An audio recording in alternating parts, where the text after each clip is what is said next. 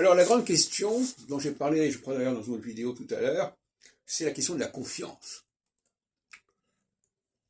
À un moment donné, on fait confiance alors qu'on ne faisait pas confiance.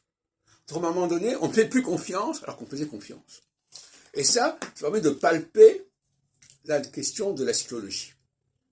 Parce que selon les phases de 7 ans, et ça peut se faire de façon brusque, il y a un revirement comme quand on allume l'électricité, toc, on arrête, on a... Tantôt on allume la confiance, tantôt on éteint la confiance. Et c'est vrai là, notamment pour les juifs. Il y a des périodes où les juifs attirent la confiance, on leur fait confiance, on pense que c'est eux, on se fie à eux. D'autre part, on se défie d'eux, on se méfie d'eux. Donc il y a ce mouvement, et à mon avis, il suffit de trouver un phénomène aussi marqué par les cyclologies que le rapport aux juifs. Ce rapport aux juifs, il est constamment cyclique. Et ça, c'est un point qui n'a pas été assez abordé par les gens qui ont fait la sociologie du judaïsme. Ça veut dire quoi? Ça veut dire que lorsqu'on est en période de défiance par rapport aux juifs, eh bien, on se prive de quelque chose. Il y a une sorte d'exil de Dieu. Hein? Je crois que c'est Néer qui parlait de l'exil. Donc, l'absence de confiance est problématique.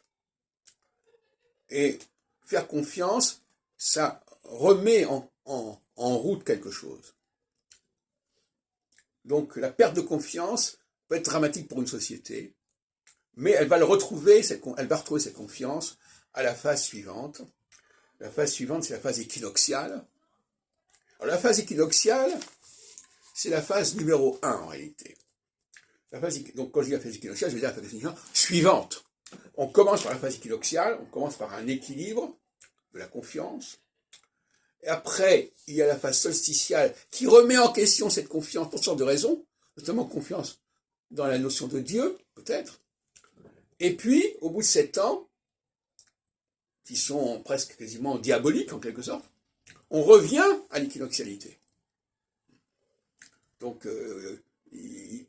la solsticialité, elle est coincée entre deux équinoxialités.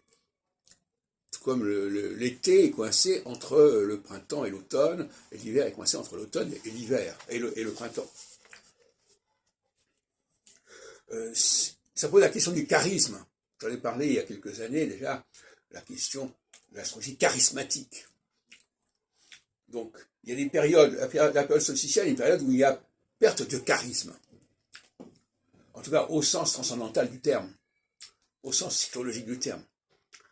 Et l'équinoxialité, c'est le retour du charisme, le retour de l'homme providentiel. Et, bon, je pourrais continuer là-dessus, mais il y a encore des choses qui sont à clarifier, je reconnais. C'est la question des hommes et des femmes par rapport à ces phases équinoxiales et solsticiales.